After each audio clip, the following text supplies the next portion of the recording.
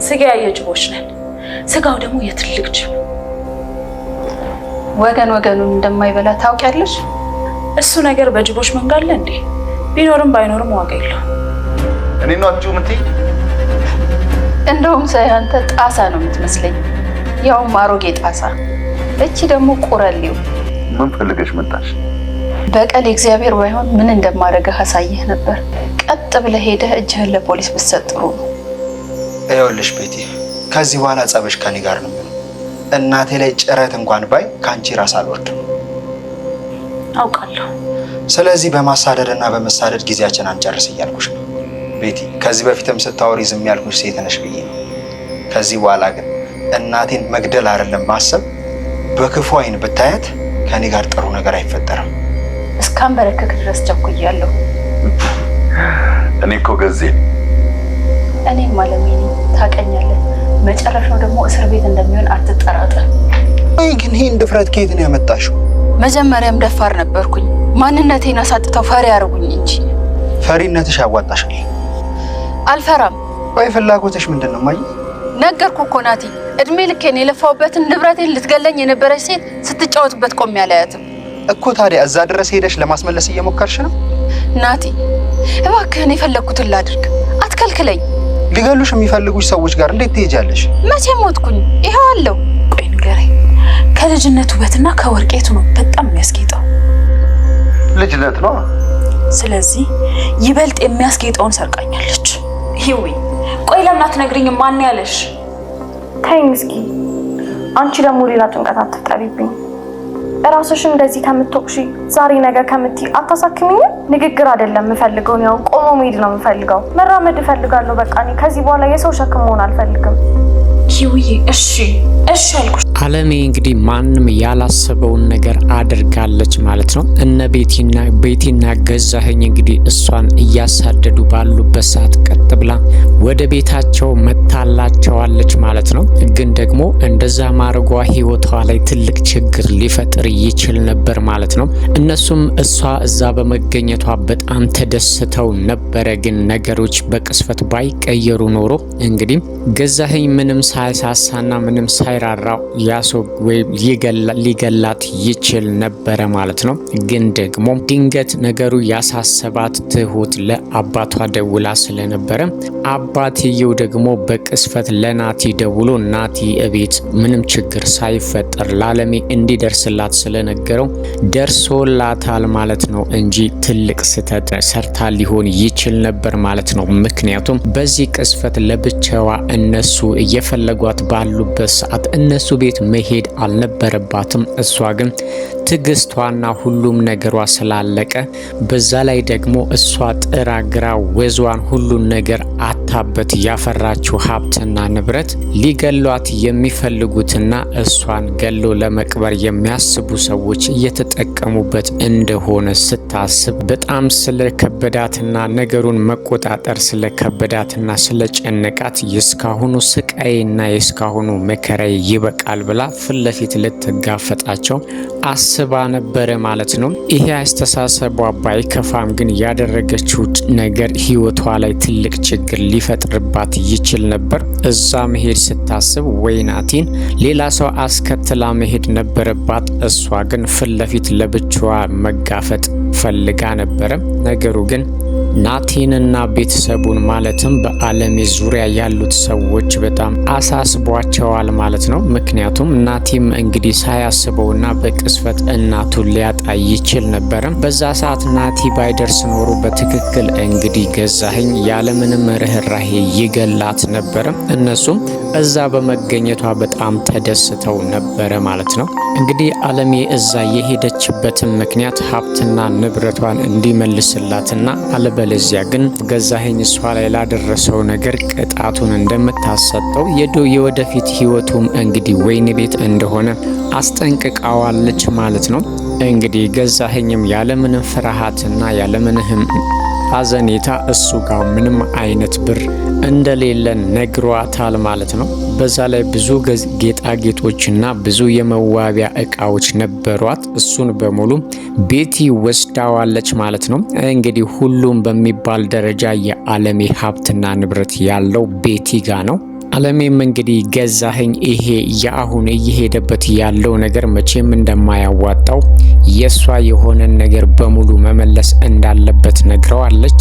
እሱ ግን በፍጹም እንደዛ እንደማይሆን አስረግጦ ነግሯታል ማለት ነው። እንግዲህ ናቲም አለሜ ሀብትና ንብረቱ መጠየቋ ትክክል ነገር እንደሆነ ግልጽ ነው ማለት ነው። ግን ደግሞ በእንደዚህ አይነት መልኩ ሳይሆን እኛ ብዙ ማስረጃዎች ስላለን በዛ ማስረጃ ተጠቅመን ከሰንና በትክክለኛው በህግ አግባብ እንግዲህ ሀብትና ንብረትሽ እንዲመለስልሽ ማድረግ አለብን እንጂ እነሱን ፊት ለፊት መጋፈጥ የለብሽም በሚለው ነገር ናቲና አለሜ ደግሞ ሌላ ሰጥ አገባ ውስጥ ገብተዋል ማለት ነው።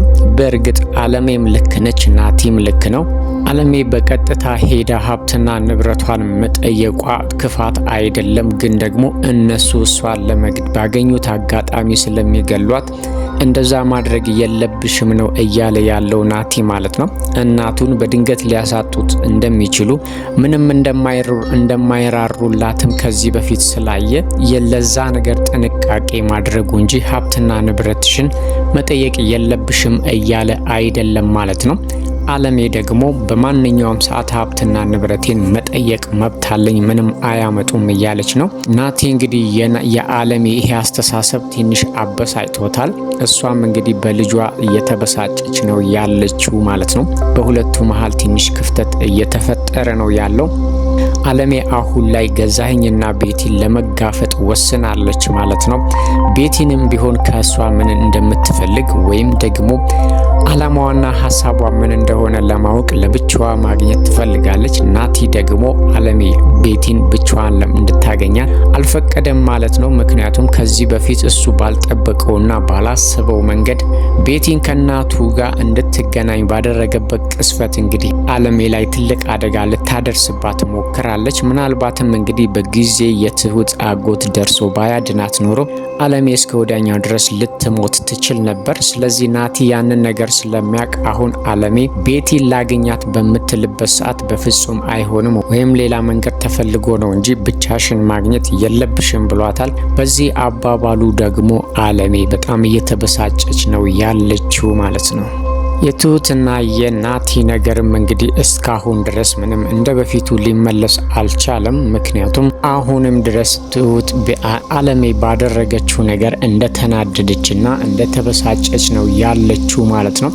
ናቲ ግን ነገሮችን ትተን እኛ የራሳችንን በራሳችን መወጣት አለብን። ሰዎች በተጣሉና ሰዎች በተጋጩ ሰዓት እኔና አንቺ መጋጨትና ፍቅራችን መደፍረስ የለብንም የሚል መልእክት ለትሁት ለመናገር ሞክሯል ማለት ነው። ትሁት ግን እኔ ምንም ነገር አልተቀየምኩም እንደ በፊቱ ነኝ ትላለች። ግን ደግሞ የበፊቱን አሃል ፍቅርና የበፊቱን አሃል እንክብካቤ ለናቲ ልትሰጠው አልቻለችም። በእርግጥ ተቀይማለች። ናቲ ደግሞ በዚህ ጉዳይ ምንም ያጠፋው ነገር የለም። ለናቱ ወይም ደግሞ ከናቱ ጎን መቆሙ ትክክል ነው።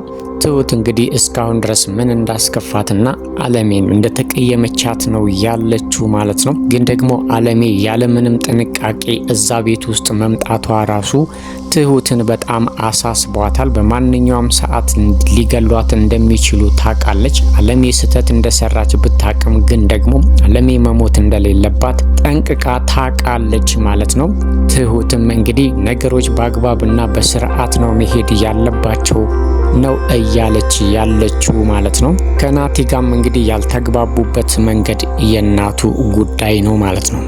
ቤቲ እንግዲህ አሁን ላይ እያሰበችው ያለችው ነገር ምንም ትንሽ ግራ የሚያጋባ ነው ማለት ነው። እንግዲህ አሁን ላይ ቤቲ እየፈለገች ያለችው ወይም ደግሞ ከአለሜ ዞር ልትል የምትችለው በአንዳች ነገር ብቻ እንደሆነ ተናግራለች ማለት ነው። ምክንያቱም አለሜ ወደ ውጭ የወጣውን ወንድሟን አምጥታ ለሰራው ስራና ላደረገብን በደል እዚህ ቅጣቱን ማግኘት አለበት፣ አለሜ ይሄንን ማድረግ ከቻለች ወንድሟ ከሀገር ውጪ ነው ያለው ከዛ እዚህ እንዲመጣ ካደረገች እኔና አለሜ ለአንዴና ለመጨረሻ ጊዜ እንለያያለን። ግን ደግሞ እንደዛ ካላደረገች እኔ አለሜን መቼም ቢሆን አልተዋትም የሚል አስተሳሰብ ለናቲ ነግረዋለች ማለት ነው።